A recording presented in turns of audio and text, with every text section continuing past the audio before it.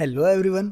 तो अब तक हमने डेटाबेस क्रिएट करना, डेटाबेस को डिलीट करना, डेटाबेस के अंदर टेबल क्रिएट करना और टेबल्स के अंदर हम जानते हैं कि डेटा को डिलीट कैसे करें, इंसर्ट कैसे करें, डेटा को अपडेट कैसे करें और टेबल का स्ट्रक्चर चेंज करना। अब तक ये सब चीज़ें हम सीख चुके हैं। तो अब हम एसक्यूएल का क्वेरिंग पार्ट लर्न करेंगे।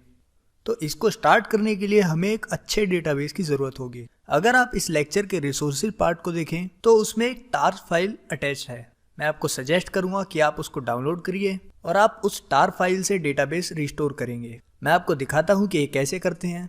एक बार आपने फाइल डाउनलोड कर ली तो फिर आपको उसके बाद डेटाबेस पार्ट में जाना है। इस पर राइट क्लिक करना है, क्रिएट डेटाबेस। इस डेटाबेस का नाम हम रखेंगे supermart_db और इसको सेव कर देंगे। तो इससे ब्लैंक डेटाबेस क्रिएट हो जाएगा और इस डेटाबेस में हम उन टेबल्स को रिस्टोर करेंगे जो उस टार फाइल में है जो मैंने आपको प्रोवाइड करी है। तो अगर मैं इस डेटाबेस पर राइट क्लिक करके रिस्टोर सिलेक्ट करता हूं तो यहाँ पर फॉर्मेट टार है और फाइल नेम आपको सिलेक्ट करना है जो आपने डाउनलोड करी है। मैं उस पाथ पर जाऊंगा जहां मैंने फाइल डाउनलोड करी है।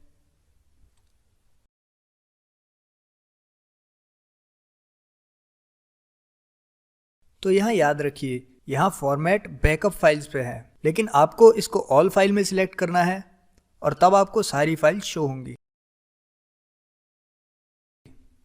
इस फाइल को सिलेक्ट करके यहाँ सिलेक्ट पर क्लिक करेंगे, फिर रिस्टोर पर क्लिक करेंगे। ये पूरे डेटाबेस को रिस्टोर करने में कुछ सेकंड्स लेगा।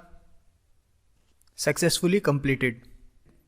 तो आप पहले डेटाबेस को रिफ्रेश करें और फिर जब आप डेटाबेस ओपन करेंगे फिर आप स्कीमास पे जाकर पब्लिक, अगर आप यहाँ टेबल्स में देखें तो आप यहाँ 3 टेबल्स देख सकते हैं। पहला है कस्टमर्स टेबल जो कि कस्टमर का डेटा कंटेन किए हुए है। इस टेबल में क्या है ये देखने के लिए हम क्वेरी टूल ओपन करेंगे और फिर सिलेक्ट स्टार कमांड राइट करेंगे। Select star from table name जो कि कस्टमर है। इस क्वेरी को रन करेंगे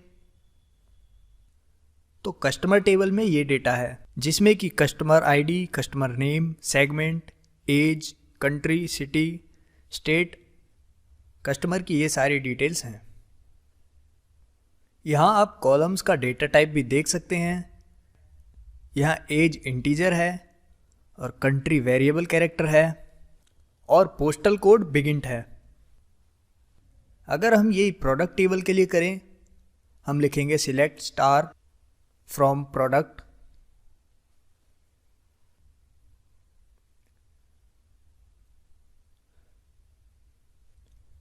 तो हमें यहाँ प्रोडक्ट्स की लिस्ट मिल गई।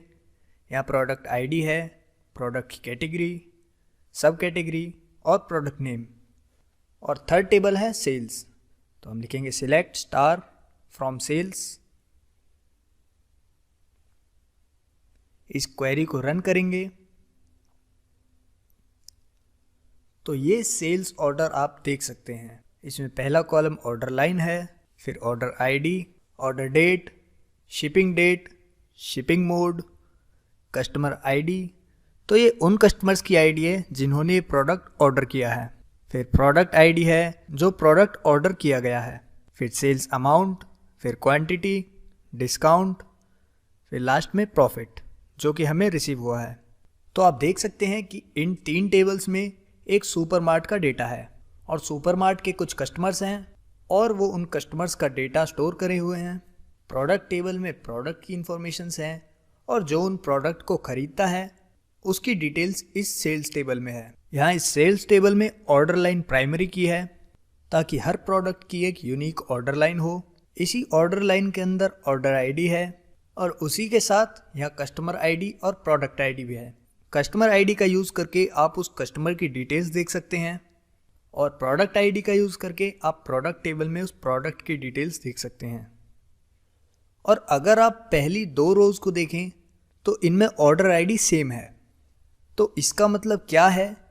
इसका मतलब है कि फर्स्ट ऑर्डर में 2 प्रोडक्ट ऑर्डर किए गए थे लेकिन डिफरेंट प्रोडक्ट्स थे तो उनकी डिफरेंट प्रोडक्ट आईडी थी।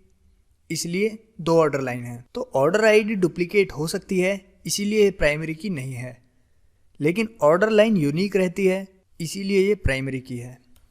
तो कस्टमर टेबल के लिए कस्टमर आईडी प्राइमरी की है और प्रोडक्ट टेबल के लिए प्रोडक्ट आईडी प्राइमरी की है। तो हमारा डेटाबेस रेडी है। हमने ये डेटाबेस एक फाइल से रिस्टोर किया है। तो उस फाइल को क्रिएट कैसे करते हैं?